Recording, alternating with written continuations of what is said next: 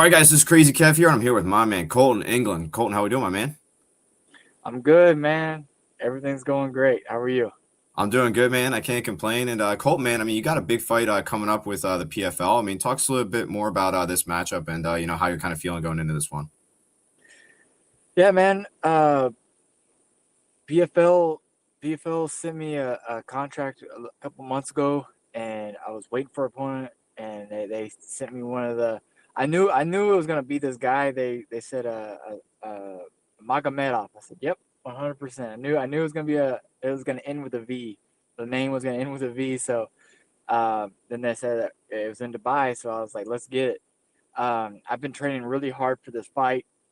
Uh, I've had a lot of really good training partners, high level wrestlers, high level strikers. So, yeah, I'm very well prepared for this fight. Yeah, no, I'm definitely looking forward to this one. And now you mentioned when you got the offer, you thought it was going to be some sort of like a Magomedov type name. Why did you think that? Talk us a bit more about that. Well, I mean, you see most of the PFL is has a lot of Russians. So uh, I knew it was going to be one of those guys. Um, you know, it's like I from what I've seen, there's a lot of Russians in PFL. So I got to get used to just fighting them. Yeah, no, fair enough, man. Definitely makes sense for sure. And now, when it comes to your upcoming opponent, man, I mean, Khabib is like cornered him and kind of helped him out a little bit. I mean, talk a bit more about your mindset going into this one and potentially seeing him like in the corner. Does that affect you at all? No, it's no big deal because at the end of the day, it's only me and my opponent. The cage door locks. He can't jump in and help him. Uh, I think that's where a lot of people have gotten real weird with this guy is because they see Khabib in the corner and they kind of freak out. I've been around celebrities my whole life, and it's not a big deal to me at all. No, I definitely think that's a good mindset. That definitely makes a lot of sense. And now, when it comes to your opponent, man, I mean, talk a bit more about what you kind of know about him. Obviously, you mentioned you brought in a lot of good wrestlers, but talk a bit more about what you kind of know and how you're kind of expecting this fight to kind of play out. Yeah, Amur Magomedov. I think I've said it correctly, but he's uh he's a great striker, long, tough dude, undefeated. I see that he finishes guys via rear naked choke. He's people give their backs to him because of the punishment he gives. He's not like the other guys where they'll take you down, hold you down, and try to grind out a round. He gets to work. He doesn't hold anybody down, so that's great. He likes to fight. Uh, so from what I've seen is he's very well rounded. He's an up and coming prospect. Everybody's high on him, and it's going to be my time to steal the hype train. Yeah. No, that was another thing I want to ask you about when it comes to stealing the hype train because Khabib did like an interview and he mentioned another fighter on the prelims. His name was Renat. He believes he's like some of like the future of the MMA, and then he believes that your opponent is like kind of like the cherry on top when it comes to like being a part of his team. With that being said, I mean, how important it is for you going into this fight, like stealing his hype and getting another huge win under your belt? Man, it's huge. I believe beating this guy is going to put me up in the rankings in PFL. It's going to be right off the bat. It's going to shoot me way up in PFL, and I'm going to be considered a serious name for title contention. Uh, I'm not asking for a title right off the bat at all, but I know it's going to shoot me up to. There's going to be some respect on my name after this. Yeah, no, there definitely should be. I definitely would agree 100%. And now you mentioned potentially fighting for the title sometime soon with the PFL if you do get a big win here. What are maybe some of your goals that you might have with 2026 and also with promotion as well? And my biggest goal is to be the champion. I would love to be a PFL champion one day. If man, I just have this burning desire to be the best. Whatever promotion I'm fighting for, be the best in that promotion. Every promotion that I've ever fought for, I've won the title, had the title. So I'm not looking at PFL any different. Yeah, no, I definitely think that's a good mindset and a good approach there, man. And now, when it comes to your fights, man, I mean, with this win, if you do get it here, do you think this is going to be the biggest one of your career? I think it's going to be the biggest one for my family. It's going to be the biggest. You know, every next fight is my biggest fight. So yeah, you're correct. It's gonna be the biggest one of my career. Uh, I was thinking that my last one was the biggest one. So it's always your next one. In fighting, your next fight is the most important. Always. Right. No, I definitely think that's a good mindset for sure. And now, when it comes to your fight location, I know you mentioned like fighting in Dubai and everything like that. Talk us a bit more about how that's going to be like. Having like a long flight over there and going to Dubai. Like, are you excited about that? I mean, talk us a bit more about everything with Dubai as well. Yeah, man. I have a lot of people that have been asking me like, "Hey, man, we're pumped up, man. You're going to Dubai, man. You're so lucky." And I'm like, "Bro, I forgot I'm even going to Dubai. I'm just going to fight." And they were like, "What? That's weird." And I said, "No, I'm just so locked in and focused on this guy, this opponent, that I forget that I'm even going to Dubai." And it's the same mentality that my coach has. And you know, my training partners, they started to get it after a little while. They were like, "Oh yeah, well, we're just going to take care of business." But it will be a dream come true to be able to. My biggest dreams in my entire life has been to do what I love doing and travel the world on someone else's dime. And this is exactly what I'm doing. I'm fighting, I'm traveling the world. I'm getting paid to do it, and it's just a blessing. It's huge. And this fight's gonna benefit my family. Like I have a son that's gonna be born in March, so this is gonna be huge for me and my family. Yeah, no, it's definitely incredible, man. Congrats to you. And now, with Thanks, that man. being said, man, with this flight to Dubai, how long is the flight? Do you know anything about that? And if so, talk us a bit more about that. Yeah, it's a 15-hour flight, nonstop. So, but what's pretty cool is I got all my friends on the same flight, so we're gonna be partying. All my friends are nuts. So it's not gonna be a boring flight at all. I'll probably sleep the most of it, and then the other half of it, me and my friends will probably be messing around with each other, throwing stuff at each other, and uh, trying to just behave would be the best thing to say. Uh, it's not a problem. I've flown to Brazil, I think like 20 or 30 times already, and I've had some big layovers. I've switched planes a lot. It's taken me one time like 28 hours to get to Brazil, so it's no big deal to me. I'm just, I'm in it, and it'll pass by quick. Yeah, no, I definitely think that's a good mindset, and definitely hope you have fun with that flight. And now, with that being said, man, I mean, your fight is getting a little bit closer. You're only a couple weeks away now. Talk us a bit more about the weight cut. How is everything kind of going for this upcoming weight cut? Man, it's going great. I'm right on schedule. And this is the best weight that I've been at in my entire career. Whenever I signed the PFL contract, I was already in shape, and because I was waiting for a UFC short notice call. Then so I had never, nothing has changed since, and I've been steady on my diet. I'm on my supplements. I'm on everything that I need to be doing.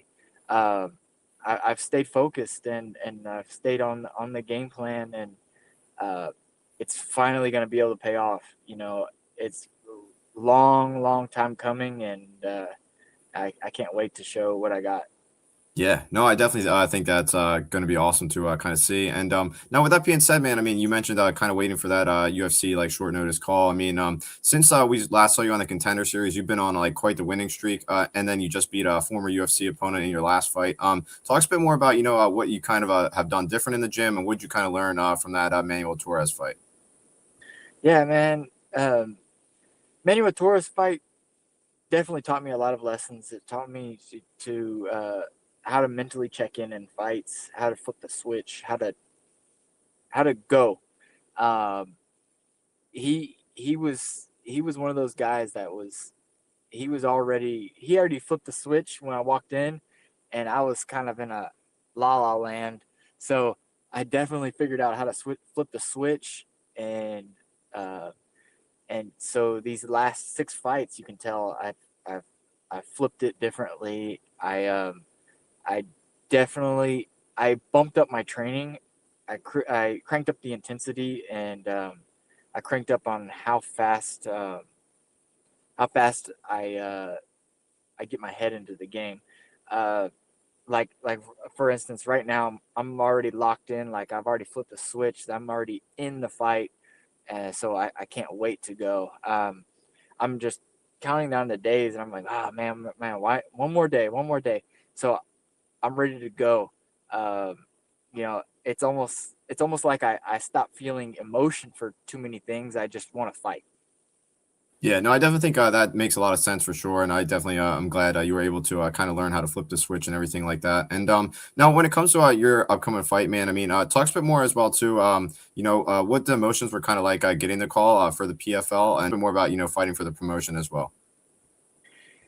Yeah, man. Well, I was in Cancun, and my manager hit me up and said, "Hey, PFL's got a great offer," and I looked at the offer. It was awesome, awesome for me, awesome for my family. So I said, "Dude, this is a no brainer. PFL is going to take care of me, so we're going with PFL." Um, I once I signed that contract, man, I was super pumped because finally I can earn a living doing what I love to do. Uh, so, man, I was just super excited. I'm super pumped. I'm excited to see how PFL is. I haven't been a part of a fight week for PFL yet, and I've been around the UFC for a very long time because of my wife. She fights in UFC, but I want to see if or just how PFL is. I hear that they're very organized, so I can't wait to experience it. Yeah, and that's really good to hear with the PFL and the pay and everything like that. And now, when it comes to like the PFL, you mentioned you're able to like earn a living fighting for the promotion. Does that like kind of give you like more pressure going into this fight? No, man, I don't feel pressure. That's a lot of fighters do, and I don't feel pressure. The only pressure that I ever feel is competing with myself, and doing what I know that I can do. If I don't perform to the standard that I have set in my own head, then I get upset with me. I don't fight to impress anybody, anyone, but but myself. And whenever I and if I mean I've knocked people out and finished dudes in the first round, and I've just been kind of irritated, and my coach has been like, "Whoa, what's wrong with you?" And I was like, "No, man, I missed like 3 opportunities to knock him out earlier in the fight." And they were like, "Oh, well, you still knocked him out." And I was like, "Well, it's just it's something that I have in my head. I want my fights to be perfect, and because I train and I push myself to be perfect. So I know fighting is very unpredictable, and you get into weird situations all the time. People do stuff that are off the wall, but uh, for for me, I go in there and I want excellence. I want to go in there. I want to finish the dude, and I don't want to make any mistakes. And off of the first mistake he does, I want the fight to be over. Right. No, I definitely think that's going to be awesome, and I'm definitely looking forward to this upcoming fight. And now we talked a little bit in the beginning that you have some high caliber wrestlers for this training camp. Who are maybe some of the training partners that are helping you out for this upcoming camp as well? Yeah, man, I got Junior, Junior Batres, Lester Batres. He's an up and coming 155er. Amazing wrestling, extremely strong kid. Uh, he's got a great, really bright future. You got the Cuban problem, Yair. I think yeah, not Yair Rodriguez. Yair. Man, I forget his last name. Like Del Yair. Val? Yeah, yeah. Yeah, that's it. That's it. Yeah. Yair. He's a he's a strong wrestler, good grappler. We got Cody. I got a couple of like he's a D1 wrestler. I got a bunch of different guys that give me different looks. Got big guys, small guys, in between, and then I got just big guys. I got the 170ers, 185ers that I've been wrestling with as well. So I've wrestled with all the body shapes, sizes, and I'm doing well. Good. No, I'm definitely glad everything's been going smooth for you. That definitely is pretty awesome to hear. And now, obviously, we've been talking a lot about your fighting career, but I mean, talk us a bit more about what do you kind of like to do outside the cage when you're not in there training and fighting? Man, I really enjoy shooting. I build Glocks, ARs, and I like to go shooting. I like to do those running guns. You run like 3 miles, you're shooting, and they're clocking you for for accuracy and timing and endurance. It's really fun to me to push myself in other sports. I like, man, my favorite places in the world are the beach. So I love to go to Cancun. Absolutely obsessed with Hawaii, and so now, but my life has kind of changed whenever I got a kid coming. So now it's in my spare time I'm building baby cribs. I'm putting wallpaper up and painting walls, and so I'm doing a bunch of other stuff. I've kind of switched the modes to daddy mode, so it's it's a lot of fun, and I just take care of my wife, Hayani, and make sure everything's good for her and she's comfortable. Nice. No, that's definitely a good mindset. Definitely glad everything's been going good there. But now you mentioned that like building these like Glocks and everything. Talk to me more about what's maybe your favorite one that you might have built and how you kind of get into that. Yeah, I built a Glock 17L, which is like a longer barrel competition style Glock. It's very accurate, doesn't kick as hard. I mean, the kick is pretty moderate. I love that one. Got a nice red dot on it, and it's super nice. It's it's a lot of fun to shoot. Not a lot of kick on it, and it can be super accurate. I love to build guns because it kind of takes my mind off of the craziness of a fight camp. I can get in there. I have like a whole section in my house that I just work on guns, and I'm putting the pieces together, and I had to figure out, why does this gun jam? Why does it not? Blah blah blah. So it's a kind of little hobby that I do. I like guns. I've always loved guns. I like to hunt. Um, so me and my friends, we used to go hog hunting a lot, and we would go into the woods and run after hogs and hunt them down.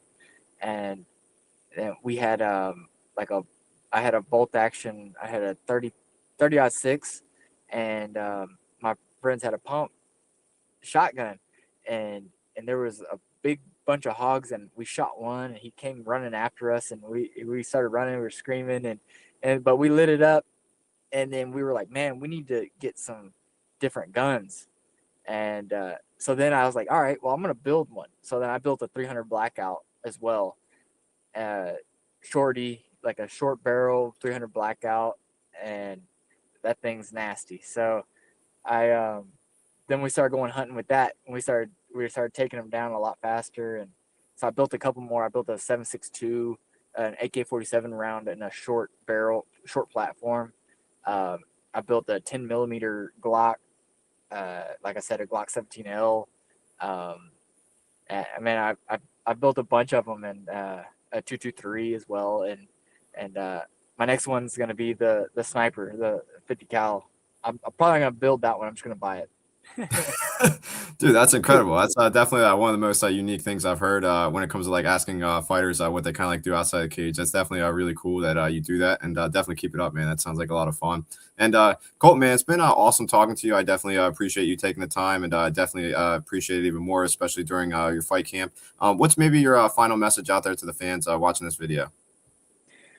Man, I just appreciate everybody that supported me for this fight camp. We got Kirk. He's one of my best sponsors. Is he's helping me a lot with this fight camp and expenses and stuff. Um, and I can't wait to put on a show for everybody. It's gonna be wild. I'm all gas on this fight, so I can't wait. Yeah, no, I'm definitely looking forward to this. Like I said, this is definitely going to be a high profile fight, and I'm definitely glad you get a big one right away for the PFL, and definitely looking forward to watching your upcoming fight, my man. I appreciate it, man. Thank you.